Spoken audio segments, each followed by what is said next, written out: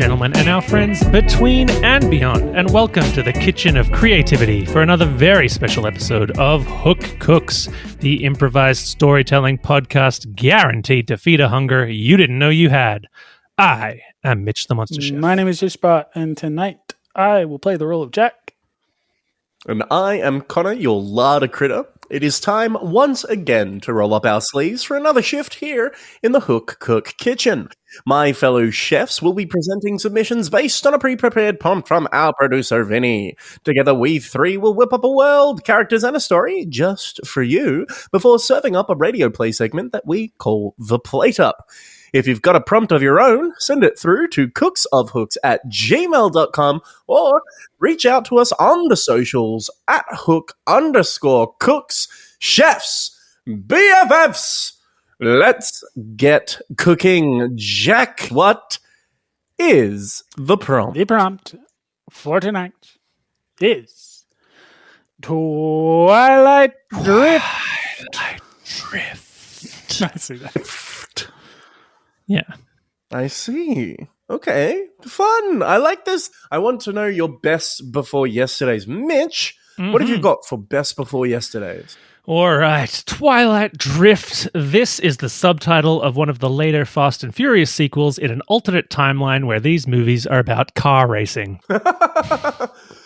Bring it back to the Tokyo Drift days. I like the idea of it being like Twilight Drift as in they're all really old. Yeah, I mean, that could work. You know? 60, 70 years old. This is Fast and Furious 24 or something. Yeah. They're like all on mobility scooters. Twilight Drift. Yeah, it's racing to the bingo room. Right. Exactly. Oh, great. That could be good. Just, I think car racing is a cool idea for a movie that I feel like it just doesn't happen anymore. Movies about car racing. I don't know what it is. Yeah, especially not the Fast and Furious team. It seems. No, they're all like action. They're like secret agents now. They've watched it. I miss when they used to steal DVD players. Yeah, I miss that too. Every movie was about that at the very start. For a while, every movie was about stealing DVD players. I thought that was really cool. Yeah, you know, the first Spider-Man film, he's supposed to be stealing DVD players. Yeah, you wouldn't steal a DVD player, would you? Okay. Excellent stuff. Jack, what have you got for best before yesterday? Let's stay on that vibe, and maybe I'll pitch a movie to you guys. How does that sound? Sounds good. This is The Fast and the Furious 36, Twilight Drift.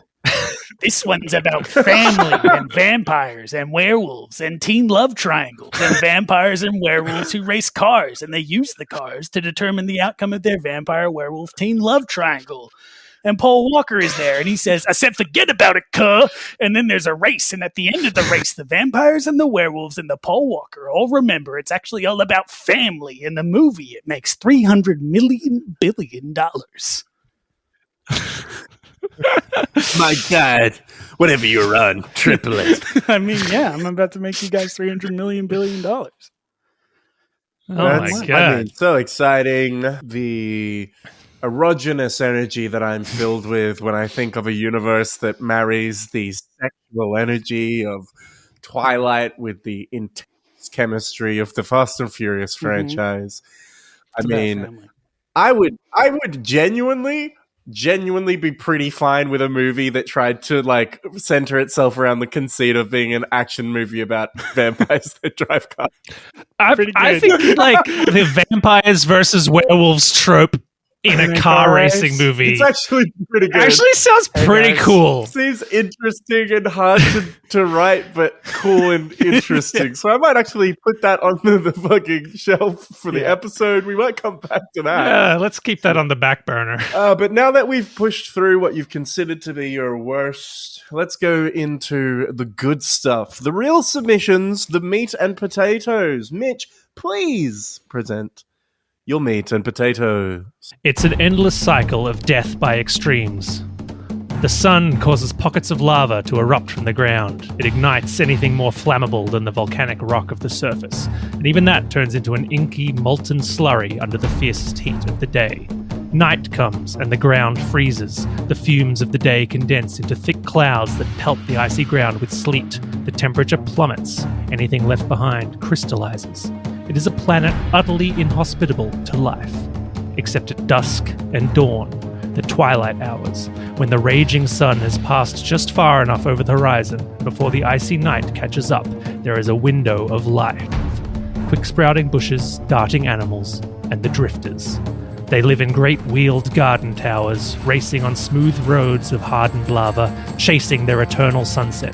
The waste they drop behind them freezes and carbonizes, turning into a usable fuel, and is picked up by drift runners, scouts who race ahead of the trundling behemoths, daring the extremes, competing against each other for the survival of their homes. This is their story. This is really cool. Oh, like Really the cool idea. They're like chasing time around the planet. Yeah. It's when you're traveling Like- in a plane and you're like Yeah. with the sunset, but they're just like racing to stay in that band of Awesome. twilight. I thought that would be a cool place, maybe for vampires and werewolves to race. Who knows? Yeah. Hell yes! I love that. This conceit is growing Edward, on he's me. one This of them. idea of I'm thinking now of like one horizon is frozen and one horizon's on fire, and you're racing with a bunch of werewolves and vampires. Yeah.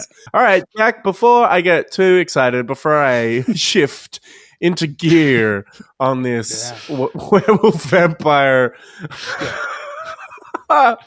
racing Love race. hopefully love triangle.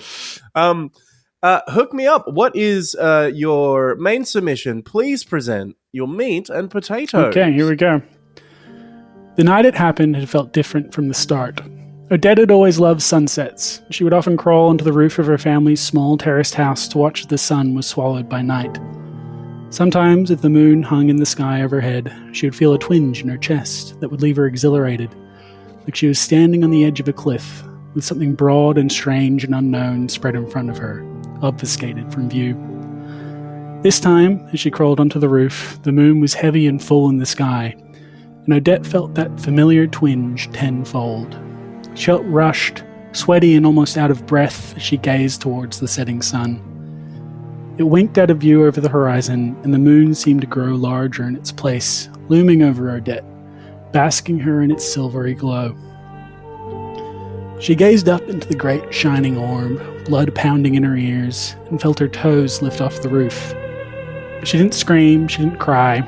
The beat of her heart had turned into a song, and as she gazed into the moon, caught in its twilight drift, she heard the words, soft and ethereal, hum in her mind.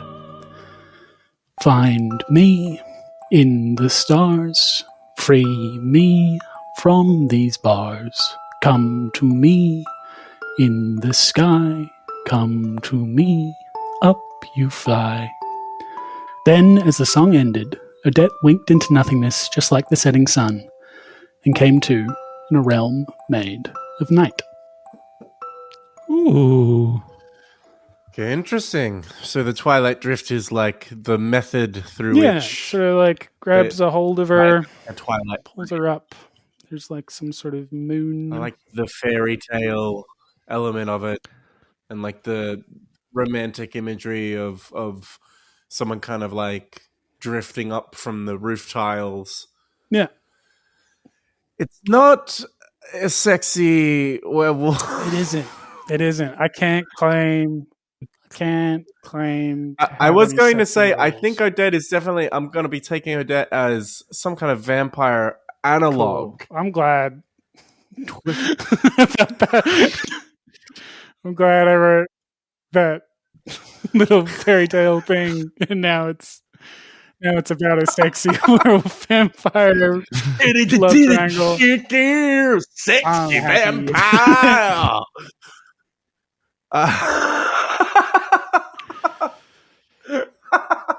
This is really the creative process is it. distilled, isn't it? Having an idea and someone else ruining it. I think so. Maybe we could have Odette as like a person who's not involved in like the Twilight races. What if it's a different place and there are two suns? Whoa, hold on to your fucking butts, guys. Just give me a second to explain All right, this all right. wild concept. So there's like two suns or two sources of light, and as a result, there's only a band of twilight that goes across the whole world, Okay. right? So sort of like So Earth. So Earth, but like there's no night, right? And that's important. It's important for my conceit that there isn't any night. Okay, gotcha. Right? There's only this ring of twilight that orientates around the planet, and within which all of the sexy, awesome, cool vampires and werewolves constantly have to keep moving because they won't be like werewolves will turn into losers in the sun. We all know this. And vampires will turn into dust. So werewolves they have to keep up with it. In the sun. Yeah, they get very uncool, thick-rimmed glasses. I mean, I haven't seen Twilight, so I don't know. And if we go with that science fiction conceit where there's a ring of twilight going around the planet, then you could have like a normal person that gets swept up in this world. Not the center of the love triangle. And gets involved in the very important love triangle. Odette has to get some. Odette has to choose between the loser werewolf or the dust vampire. Okay. I like the idea of the world that Odette has been transported to being that world. I do not like the love triangle. Iffy on the werewolves being turned into losers. I guess vampires work if we want that. I think maybe it's an interesting conceit without vampires and werewolves generally. Okay, so if we back off on the vampires and werewolves thing, fine. Yeah. Jack, you big old pooper of many a spectacular party. I think it does make sense if she gets transported somewhere for that place to be the setting that you described, Mitch, right?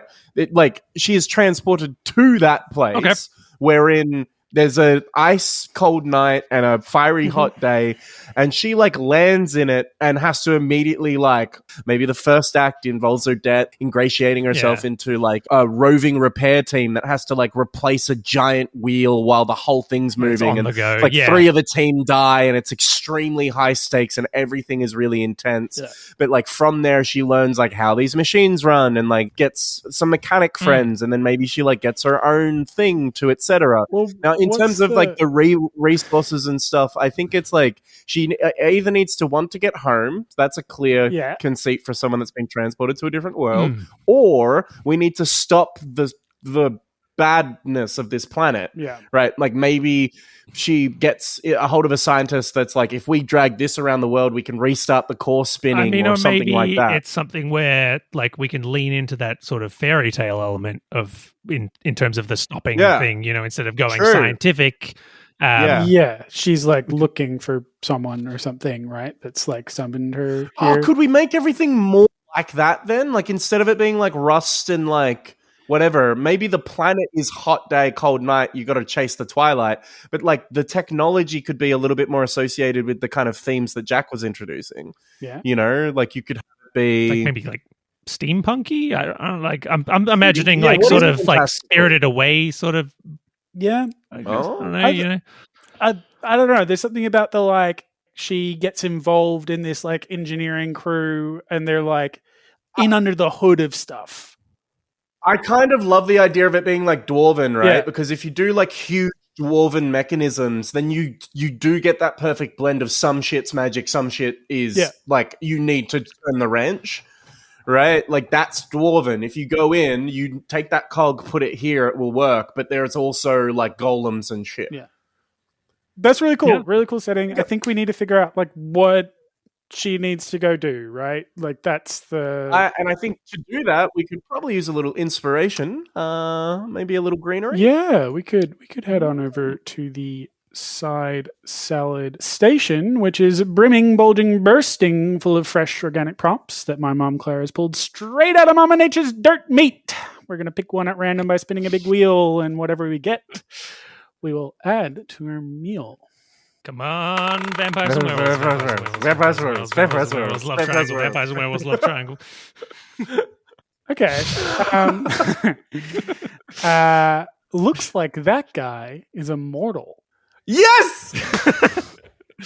Like a vampire is. And he's so hot. I can't believe But he's you'd hot bring in me like a this. cultured way, not like a primal way, like that can't other believe guy that. is hot. I can't believe Exactly. you fucked me You up know, like this, Mom. maybe it doesn't necessarily give us werewolves per se, but that definitely gives us vampires. I will say, because we've introduced like this dwarven thing, sure, we could introduce vampires. It seems a little tonally incongruent. We could do something closer to a lich, Dwarven Yeah. vampires. Yeah, I think it makes sense that whatever has brought her here is that, right? Yeah, exactly. Mm. And the element of the prompt, the side salad prompt that I kind of want to nail in on is that it's a surprise, right? Yeah, or something you realize. Yeah, right. That you realize, okay? So you'd need to be introduced to whoever turns out to be immortal in a context that might not immediately reveal they're immortal. Which is surely going to be. We're in a world where I think a lot of people probably die all the time. So, Yeah. maybe not that hard to show. Yeah. So will it be like the mayor of the village? Is it going to be like the chief dwarf? Is it going to? I think we've still got to figure out what's happening. Got to here, figure out right? what. Yeah. Okay, so let's imagine that Odette's in this place, a huge dwarven fortress that's now running in the only habitable band of temperature as it circles around this planet that you're now on. It's a marvelous piece of technology. It moves at quite a lick, I imagine. And as a result, it has many a team of dedicated maintenance engineers that are going out and fixing these things. Let's do a quick bit of thinking about how to bridge Odette arriving into Odette being on a repair team, because that's obviously something that I think that is gelling for what we want. So how do we get into a circumstance where Odette becomes part of helping a repair team? Yeah. One, her past can be that she is a mechanic of some kind, like on Earth. Odette appears on the ground, startling like a scouter bike or a speeder, like a small like individual sort of person, causing them to crash in. Okay, cool. And they've and Odette has to fix That's that. good. That's I like that. Broken sort of bike or thing. It's because she's like partly responsible for it, but not. And that way the person that she saves is thankful, but still suspicious. Yeah. And that person can then report and say she appeared out of nowhere. And that person is maybe traveling to go fix something else down the line, right? So they're already part of the team. And it also makes sense why you get some time alone with them before they just like knock you over to the power. Sure. Like you would be like, and like fixing things with if them. they're on a very important like repair mission and they Yes. break down, then that tension for them like is huge. Like, because it's like they're like, I can't slow down. I can't stop. hey, We need to fix if this. we're stuck here, then we die. But I'm like, I signed up for that. But if I don't get to my job, then a whole city is going to fall. Yeah. Okay, that's cool. You're ingratiated onto the repair team through this crazy event. Yeah. You've got a buddy with you who owes you their life but doesn't know where the heck you came from. We've been on the repair team. They're sort let's of say like shaggy haired and handsome. and let's say that you spend a few weeks on the repair team. We can have a montage in there. Where do we go from there? Right. I think it needs to be like the prevailing sort of motivation is to get back home, right?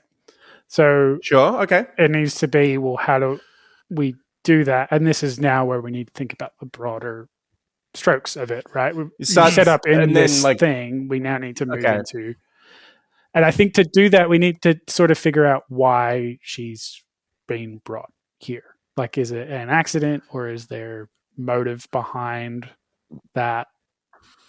We've got some kind of lich that is trying to get the souls of the entire planet. And the way that they've done that is they've created this cataclysmic event and they need the last few souls. And they cannot get the last few souls because they continue to survive in the Twilight Band. So now the lich is just pulling people from different planets and putting them there to die so that he can get the last souls he needs. What if it was instead of that? I really like the idea that this immortal lich is the cause of this thing. What if there's some sort of like counter force to the immortal lich that before it's destroyed has brought Odette to... Okay.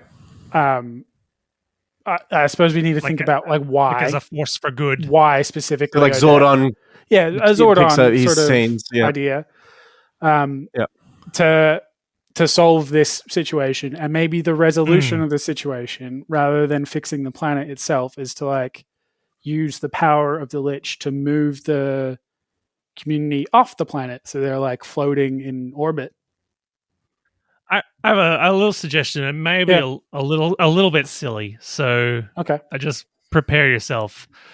What if this immortal Lich's goal is using the power of a planet-sized hamster wheel?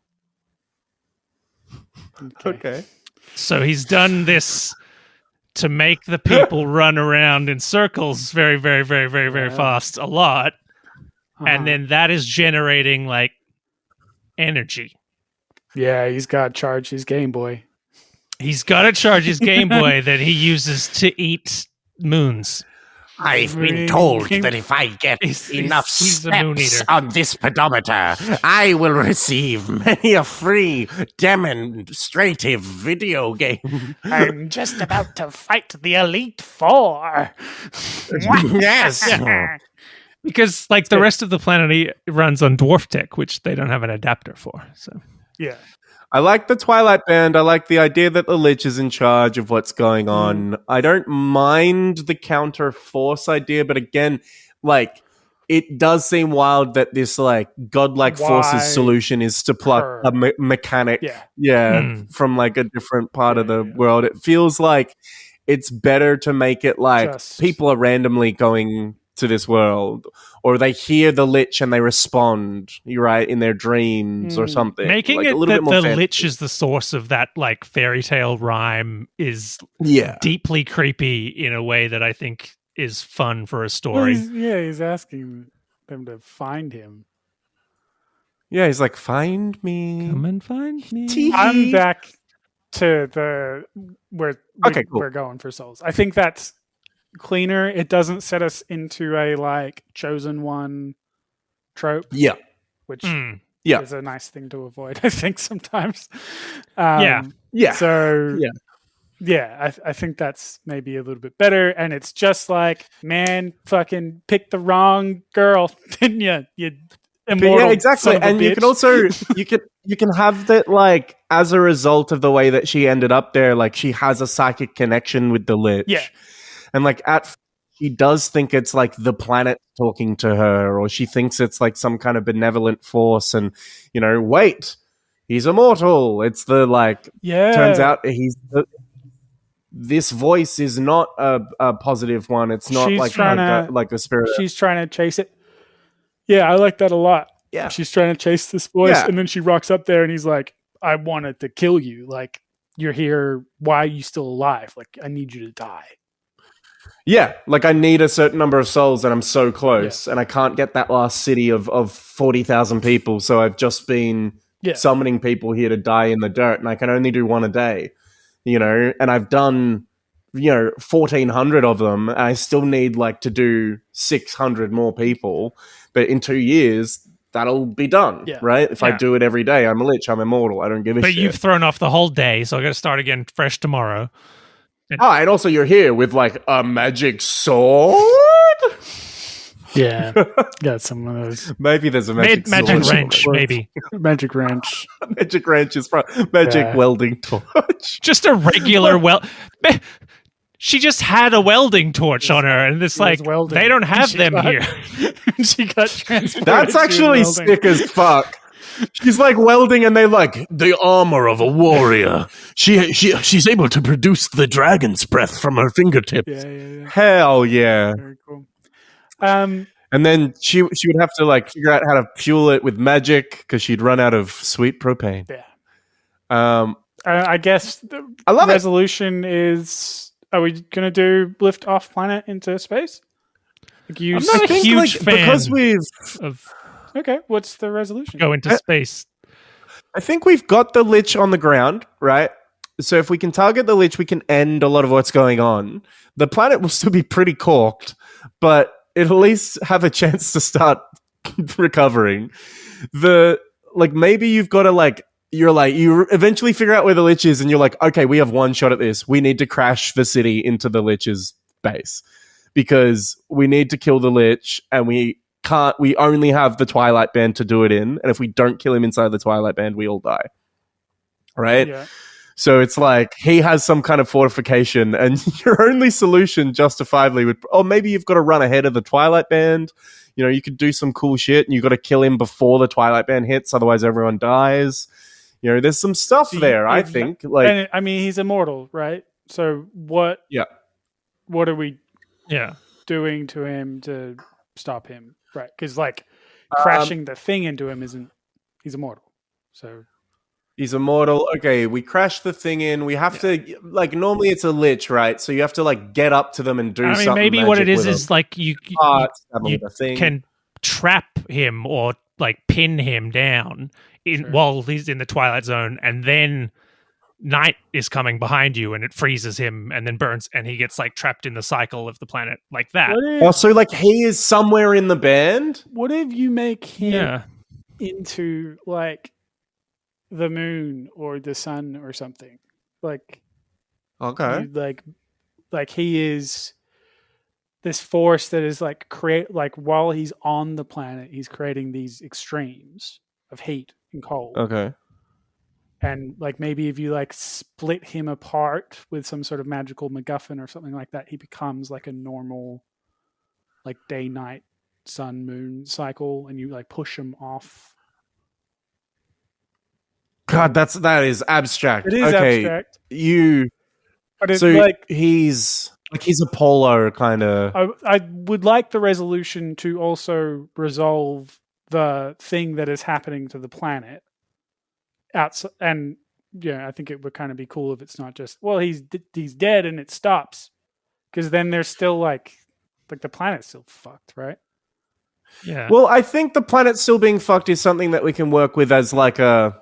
Things are better, but they're not fixed kind of vibe ending. Yeah. But maybe it's like it's not getting faster now, it's slowing down, but it's not a straightaway thing. It makes more sense if he's in a single location and you've got to find him when the band crosses over that location. But, because he controls these forces, like he's not like his spot is fine.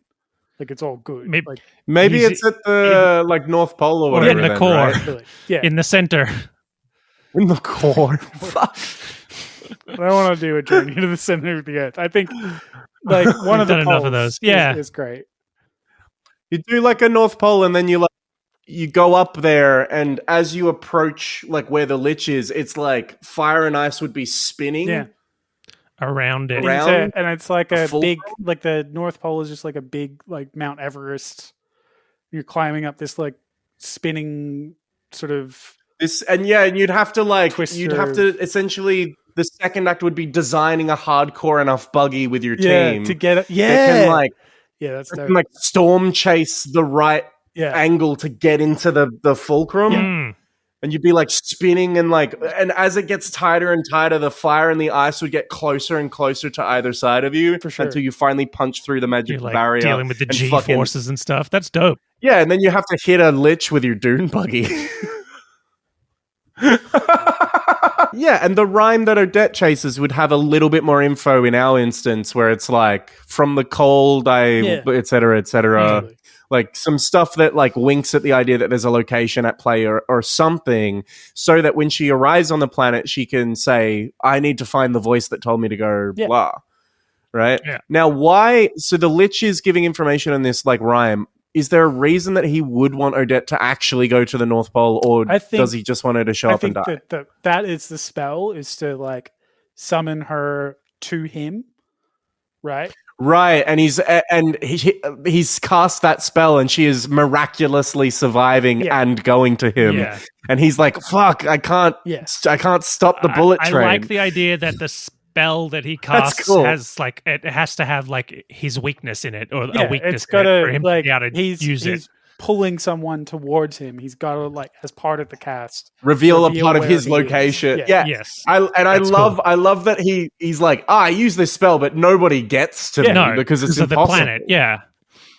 But then Odette is like surviving, and the spell is continuing to kick in her head, right? And then she'd show up, and he'd be like, "Nobody's ever fucking done it.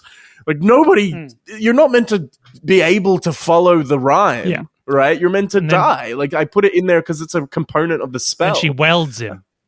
And then she welds him. We still don't know what the resolution is. And I'm still positing that we should go to space. Because you could just... Okay. Like, if you do the thing... Because he's immortal, right?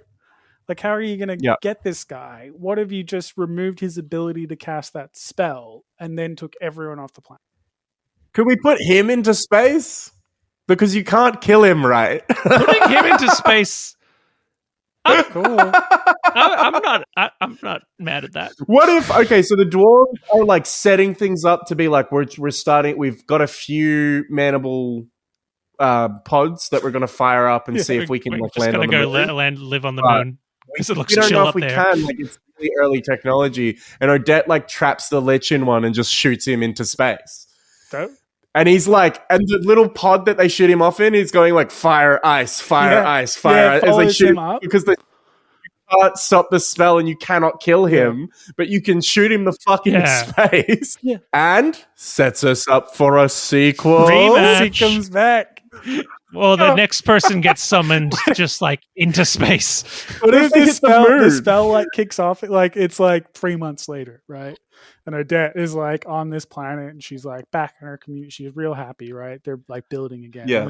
And then she's like yoinked up into the air and pops, and she's on like a different world where the like lich has landed. I mean, you can't get rid of me. I think there's lots to play with here. I think we have enough of a through thread that we could probably put a bow on it and say, if I sat down, I could think out each story beat. I think there's a lot to play with. I think it's a really interesting kind of world that we've developed. I think we did a really good job of not falling immediately into the Mortal Engines Mad Max environment. We've got this kind of roving dwarven situation, which I think is super cool. Shall we pick a scene for the playtest? I think it's got to be Odette arriving, the crash, sort of. Be that, her meeting her buddy. Cool. So her like arriving, fixing the bike, and did you want to do that first high stakes repair? I think that might be too much for one. Yeah, we send off to the repair. Yeah, like racing away from the edge of the oncoming night. On your and like racing toward the citadel that is billowing black smoke from a tire or something. On whatever this dwarven motorbike speeder thing is that sounds cool in my imagination. All right, well, hi ho, off to the playtop we go.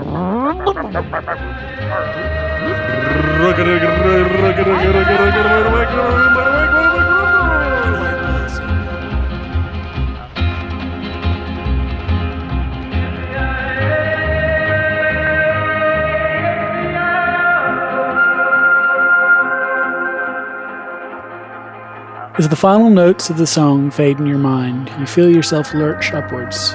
You gasp, whatever spell that had entranced you broken, and cry out as light warps and blends around you. You shoot forwards, flying faster and faster, your clothes tugging at your body with the sheer force of your velocity. It's all you can do to hold onto your tool belt, shielding your face with your other hand as you rocket forwards in a cacophony of noise and color. Then, suddenly, with a very loud pop, you stop. Peek through your fingers and find yourself hovering a few feet in the air. Another pop, and you fall unceremoniously to the glowing red rock below, landing firmly on your wrench. Immediately, you leap to your feet, surprised by the ground's steady heat, and glance around. The red rock surrounds you for miles, flowing in frozen waves that endlessly stretch and fall. You desperately think back to the song you heard back home, just before you were pulled to this place. You remember something about ice and fire, about going to the north. There's someone you need to find, someone who brought you to this place. As you rack your brain for more precious details, you almost miss a familiar noise, the revving of an engine coming from directly behind you.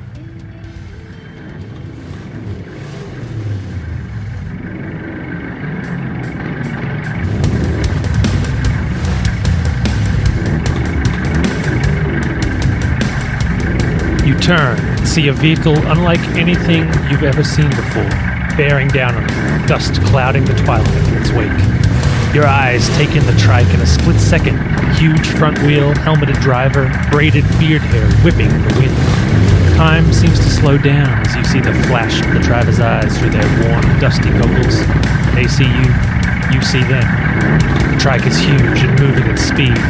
Instinct grips you by the heart and you leap to one side. Whatever chance connection passed between you and the driver must have been a lucky one, because they drag the massive three-wheeler in the opposite direction to your leap. Sailing through the air for the second time in as many seconds, it feels like. Though this time, instead of the calming words of a distant song, you hear the rage and scream of metal doing things it's not supposed to. A sound you have some history with. The roar of an engine and screech of brakes, and cutting through it all, a litany of thickly accented curses that would have made even your old man blush. You hit the ground and realize with a start that your thick-soled boots were protecting you from the true heat, lingering deep within the red rock. You wince and roll, trying desperately to get away from the crash without putting your hands on the ground. Stumble onto your feet without burning yourself too badly as a bitterly cold breeze ripples through the air. You shiver, glancing in that direction, and see deep ocean blue clouds gathering ominously on the horizon. Right. One thing at a time. You're a problem solver. While that storm might be a problem, it's probably not one you can solve. You turn your back on the clouds and survey the wreckage, still trying to catch your breath.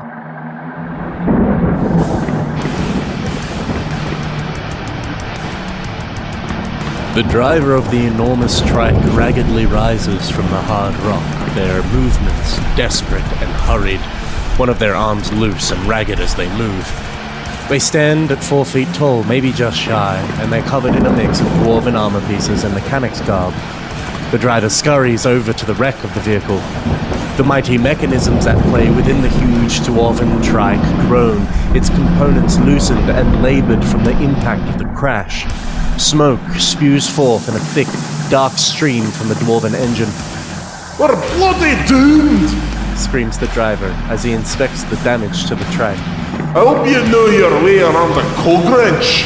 He throws a strange object at you, a motorized wrench. You look at it puzzled, then you look at the engine. "Either you fix this, or we fall out of the drift, and we're dead meat!"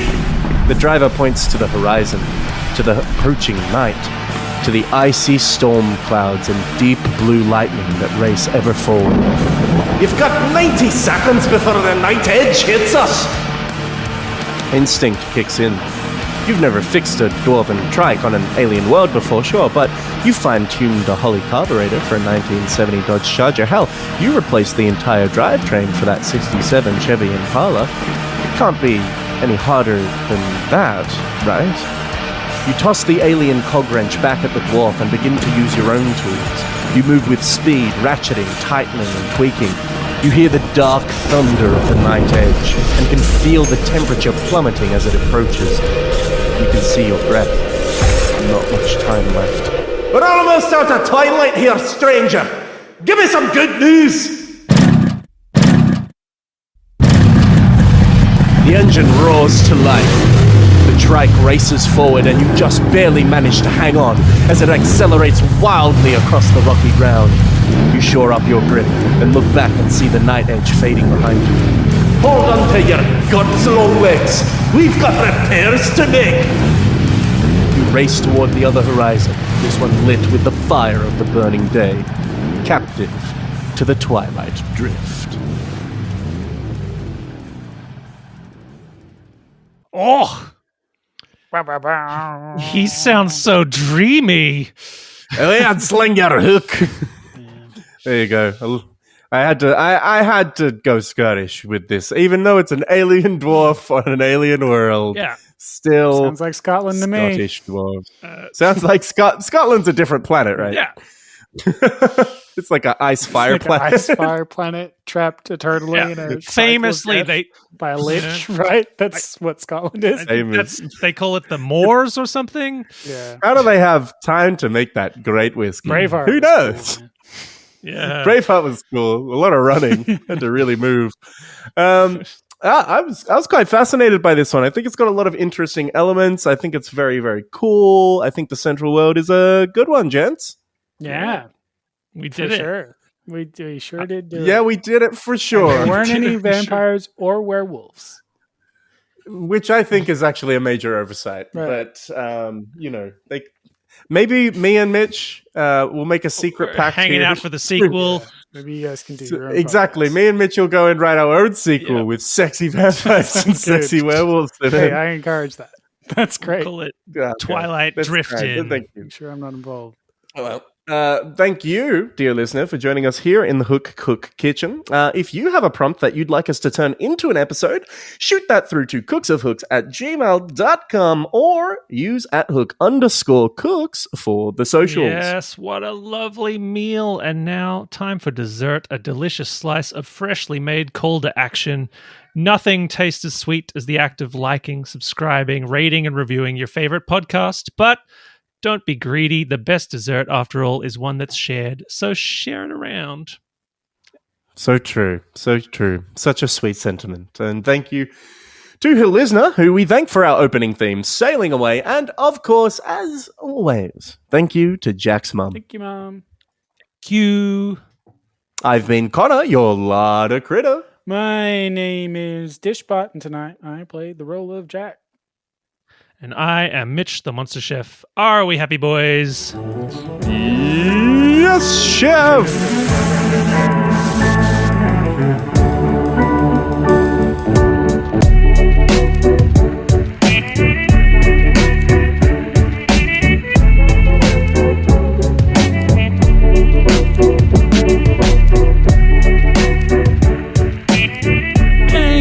That's a podcast. Write it up on the wall, boys. Kick it up. Whoa. Ooh, it my up. mother. There we HUD go. for me, please, and I'll be taking that to go. To go all the way to the bank. That's it. Cha-ching-a, ching-ching. Oh, ching, get that ching, bread, ching. that podcasting money. Yeah, you Oh, guys. It is so much. raining podcasting money. Moolah. Any of you get any of it? Yeah.